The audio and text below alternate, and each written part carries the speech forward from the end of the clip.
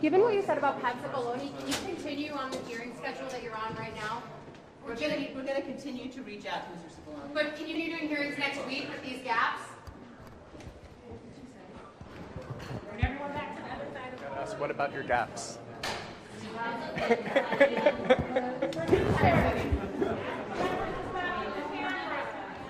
Wait, did anybody shoot that? Turn on your mic. Count to 10. Yeah. Given that the committee wants to speak with more people like Pat Cipollone, will the committee be able to continue with hearings next week? I'll leave it to the committee to discuss the schedule ahead, but I thought the testimony today was enormously powerful.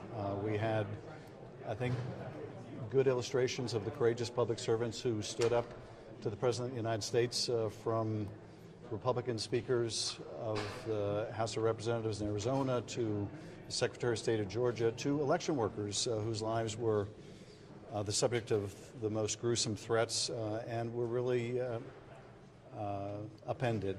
And I'm glad the American people got to see these courageous public servants, but also I'm glad they got to see the danger that the president's lies put elected officials in all around the country. The committee showed this phone call between Ronna McDaniel and in the committee. She's talking about the phone call with Donald Trump about his push to name an alternate slate of electors. Does the committee have any other evidence showing Donald Trump's direct involvement in trying to name those so-called fake electors? I'm not going to comment on the evidence beyond what we submitted today, but what people need to understand is this elector plot was illegitimate from the start. It was all premised on a big lie about the election, a big lie that there was massive fraud. As Speaker Bowers testified, they were never presented with any evidence of this. And as Secretary Raffensperger testified, all of the claims that the president was making vis-a-vis the fraud in Georgia were simply false. So it was all built on the same big lie. And the idea that you could convene state legislatures or operate in the absence of state legislatures and appoint electors on the basis of a big lie was fraudulent and illegitimate from the start. Today we saw another example of a member of Congress's involvement with the former president's efforts to overturn the election. Congressman Biggs has been mentioned in Cassidy Hutchinson's testimony and Ali Alexander's testimony. You had a detail in an earlier hearing about Scott Perry trying to secure a pardon from the White House. At what point are we going to see the committee try to do a little more enforcement of the subpoenas of the 5 House Republicans that you've sent out?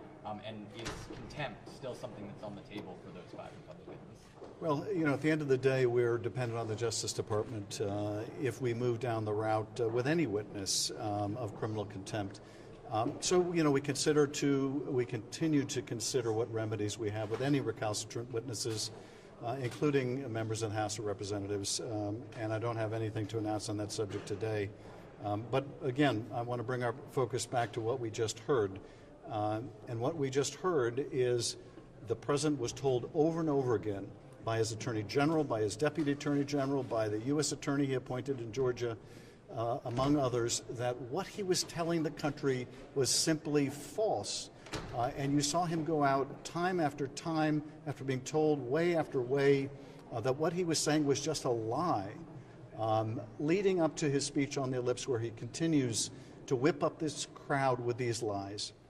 And tragically, the warning that Gabe Sterling gave that someone was going to get killed came all too much to fruition on January 6th when people outside this building did get killed because of that big lie, because of that incitement that Gabe Sterling warned against.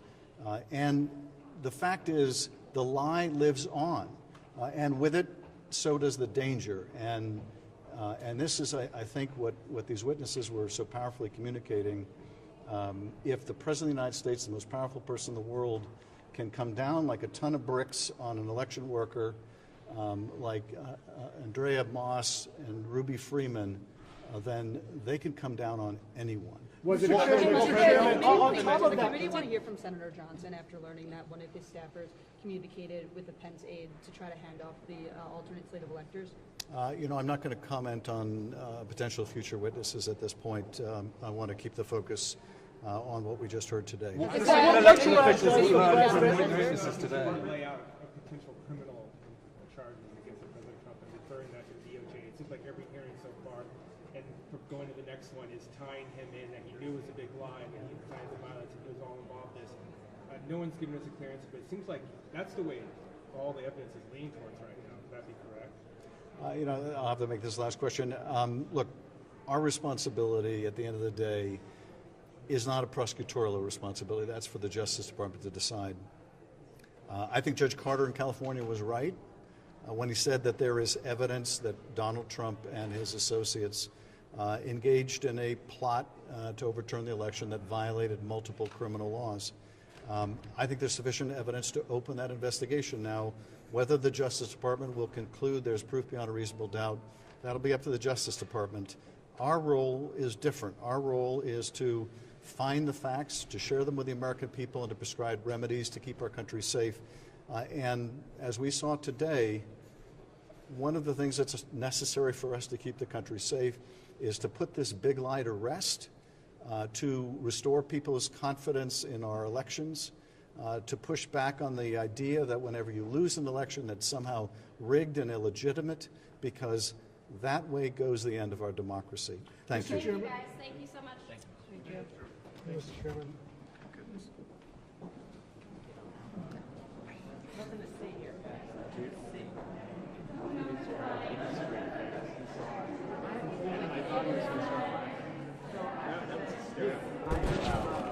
These eyes went straight. I'm kind of obsessed with that way.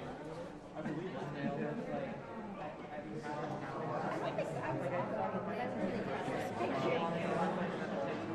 You guys like to keep this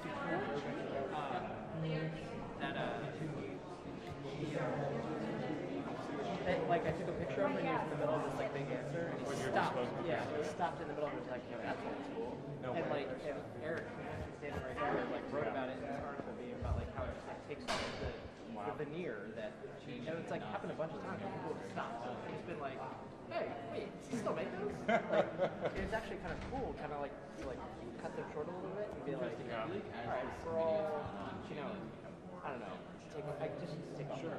You mean that's he really, he seemed to be trying to keep a straight face and be honest. I'll see you guys later. All right, bye. See you, dude. Thanks Any again. never for, came through? Appreciate it. Thank you. No, I know, but I'm surprised that nobody. No, not Johnson. Wait, who is this? What's that? I have the chain you need to check here. Oh.